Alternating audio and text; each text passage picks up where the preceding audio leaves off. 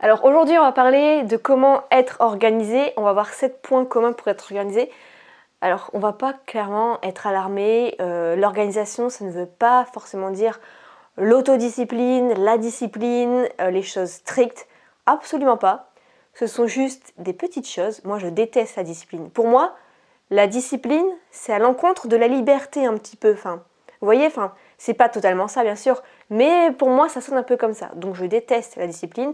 Et l'organisation, pour moi, ça permet la liberté. C'est un petit peu, en fait, comme la loi, elle réduit un petit peu ta liberté, mais pour mieux promettre ta sécurité, ben là, en fait, bon, je pars un peu loin.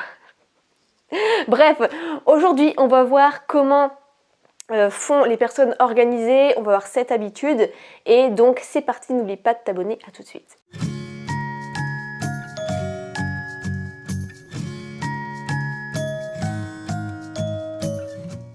La première chose, c'est qu'une personne organisée, elle a tous les éléments essentiels à portée de main. Je m'explique. Par exemple, sur mon bureau, derrière, on peut voir que j'ai mes documents importants ici. Mes documents qui sont pas importants sont rangés dans un autre bac. J'ai un pot à crayon avec l'essentiel. J'ai des post-it. J'ai une bouteille d'eau pas loin. J'ai des ciseaux. J'ai vraiment tout ce qu'il faut. Pourquoi? Ça m'évite des déplacements inutiles. Parce que souvent, quand on dit « Oh mince, j'ai oublié une feuille. Oh mince, j'ai oublié mon ciseau. Où est-ce qu'il est ?» Ça ne vous permet pas d'être productif. Et en fait, ces mini coupures comme ça, après, c'est dur pour vous reconcentrer et vous permet vous oubliez. C'est quoi le mot? Vous perdez clairement du temps. Donc ça, c'était pour la première chose. Deuxième chose, c'est qu'ils savent ce qui est prioritaire ou non. On a plein de choses à faire pour tout le monde. Mais les gens organisés, en fait, ils savent ce qui est prioritaire ou non, ils savent ce qui est important ou non. Donc comment faire pour s'organiser concrètement avec ce point-là? Eh bien, vous allez vous dire, ok, je vais démarrer ma journée du plus important au moins important. Donc moi, par exemple, le matin, là, je te tourne mes vidéos. Après le moins important, ça va être plutôt le montage l'après-midi. Et le soir, ça va être plutôt répondre aux emails, par exemple, d'accord? Donc ça, c'est juste un exemple. Vous avalez le crapaud en premier. Mais pareil au niveau de la semaine. Le plus important, moi je le fais le lundi, et etc. jusqu'au dimanche, ne rien faire du tout. Mais vous priorisez, comment on dit, vous mettez des actions prioritaires comme ça de la journée et de la semaine. Troisième chose, ils ont des alarmes et des rappels pour être sûr de ne rien manquer, d'accord? Donc, ce que je faisais moi avant, c'est que maintenant j'ai un Honor 10, c'est un téléphone Honor 10, mais avant j'avais un Samsung, avec les Samsung en fait, je pouvais m'envoyer des SMS dans le futur. Et en gros, moi j'utilisais ça pour mettre des rappels. Par exemple, j'avais un rendez-vous au resto avec une amie, je sais pas, le 10 décembre à 19h, bien je m'envoyais un SMS le 10 décembre à 17h pour me dire n'oublie pas Nina, tu as le resto ce soir à 19h. Ben, ça m'a énormément servi et je suis vraiment décidée de ne plus avoir cette fonctionnalité là sur le Honor 10, mais peut-être que vous regardez sur votre téléphone avec votre iPhone, votre Samsung ou autre, si vous pouvez vous planifier des messages, d'accord? C'est assez sympa de pouvoir planifier des messages. Donc voilà pour la troisième astuce. Après ils mettent aussi des alarmes bien sûr si vous pouvez pas. Maintenant moi je fais des alarmes traditionnelles avec le réveil. Donc par exemple je sais pas, j'ai un truc important à 17h, j'ai une interview sur Skype par exemple, et bien je vais mettre une alarme 15 minutes avant pour me dire n'oublie pas le Skype dans 15 minutes. Donc voilà. Ensuite pour la quatrième chose, eh bien, vous allez planifier votre journée, d'accord? Donc, vous allez vous dire, ok, quelles vont être les 3 actions importantes à faire pour demain.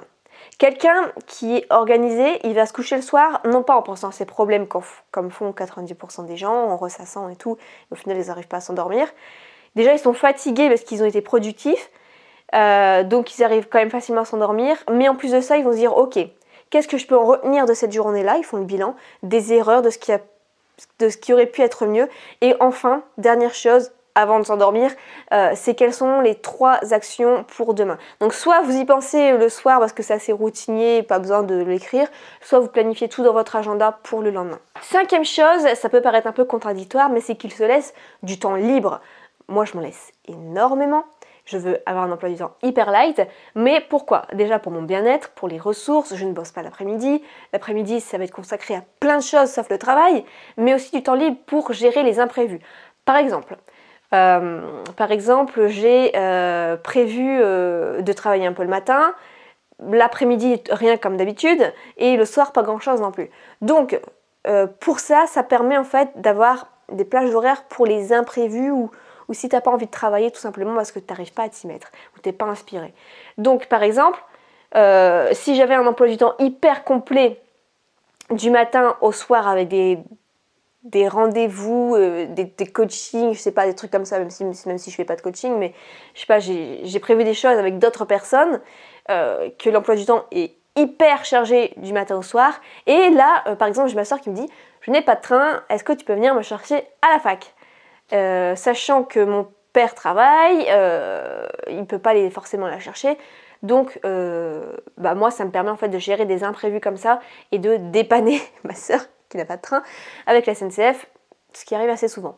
Donc du coup ça permet de gérer des imprévus comme ça et d'être organisé tout de même. Sixième chose, c'est que chaque chose va être à sa place. Donc voilà la méthode aussi de Marie Kondo où chaque objet a sa place. Si vous mettez tout le temps un peu de bordel, un peu n'importe où, c'est normal qu'il y aura tout le temps du bordel. Chaque chose a sa place, chaque petit objet a sa place précise, chaque papier a sa place précise. Même sur Instagram, je sais pas si vous me suivez sur Instagram, mon pseudo c'est Mademoiselle Web Marketing tout collé. J'ai même rangé mon chat, enfin c'est de l'humour, c'est lui-même qui s'est rangé, mais il se range. En fait, là sous mon bureau, il y a une petite case, il se met là, il se range dans mes bacs de papier, donc c'est assez marrant, c'est pratique. Et vraiment, chaque objet doit avoir sa place, mais ne soyez pas dans l'extrême avec vos chats non plus. Septième et dernière chose, c'est qu'ils font tout d'un coup.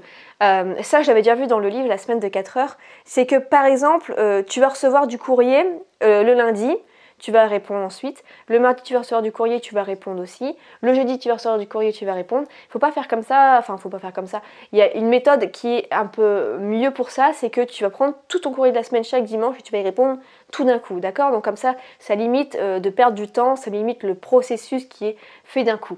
Pareil pour les emails, faut pas... Avant, c'est ce que je faisais, je répondais tous les soirs, mais je perdais énormément de temps.